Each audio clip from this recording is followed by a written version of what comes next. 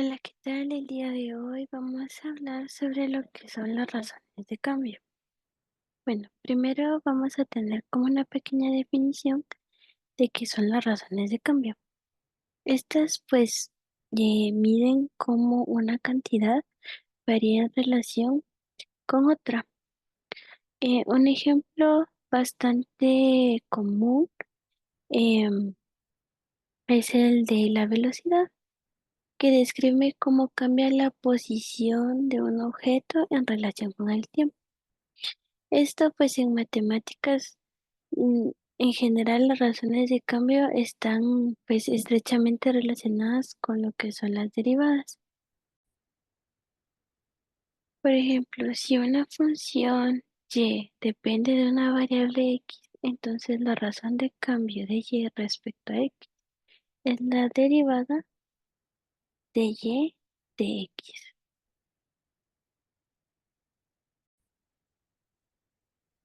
Bueno, ahora vamos a tener como algunos ejemplos o circunstancias en las que vamos a utilizar las razones de cambio. Por ejemplo, pues tenemos el uso de las razones de cambio para determinar el volumen de un cono. Bueno, sabemos que la fórmula del volumen es la siguiente. Volumen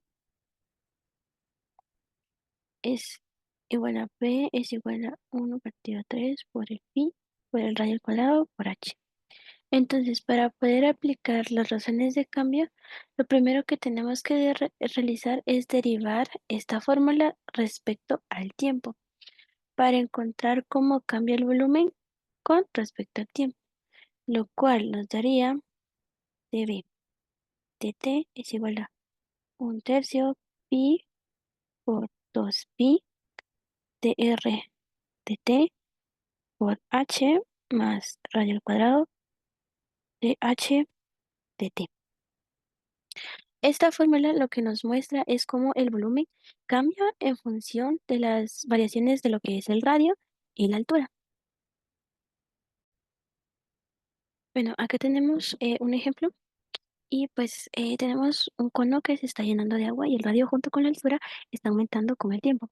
Si el radio cambia a velocidad de dr sobre dt es igual a 0,1 centímetros sobre segundos y la altura de cambia a dh sobre dt es igual a 0,2 centímetros sobre segundos, calcular la razón de cambio del volumen en un instante determinado cuando r, o sea el radio, es igual a 5 y h, o sea la altura, es igual a 10. Entonces, pues acá en este lado tenemos nuestro cono y sabemos que el radio, pues al principio estaba aquí así y en la altura, pues era esta, ¿verdad? Pero conforme va pasando el tiempo, el radio va aumentando y con eso mismo la altura va aumentando también. Entonces, ¿cómo vamos a calcular la razón de cambio? Vamos a tener que el radio cambia a velocidad de nuestra dr sobre dt va a ser igual a 0,1 centímetros sobre segundo. Y la altura cambia a nuestra dh dt será 0,2 centímetros sobre segundo. Entonces, aquí vamos a utilizar la ecuación que despejamos antes. Bueno, solo aquí quiero hacer una pequeña aclaración, ya que en la fórmula coloqué 2pi, pero es 2 por el radio. Entonces, por eso fue que coloqué 5, ya que el radio de nuestro cono es igual a 5 centímetros. Entonces tenemos esta ecuación de acá, ¿ok? Entonces, aquí lo único que vamos a realizar pues es la sustitución de los datos, los cuales nos van a quedar de la siguiente forma. Tenemos que dB de t es igual a 1/3 por pi por 2 por 5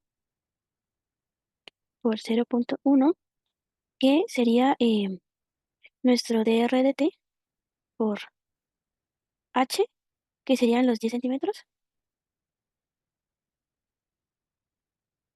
más 5, que sería el radio al cuadrado, por 0.2, que es nuestra TH de t, y esto nos daría 20 tercios de pi o 20.94. Y eso sería nuestra razón de cambio. Así, y sería centímetros sobre segundo.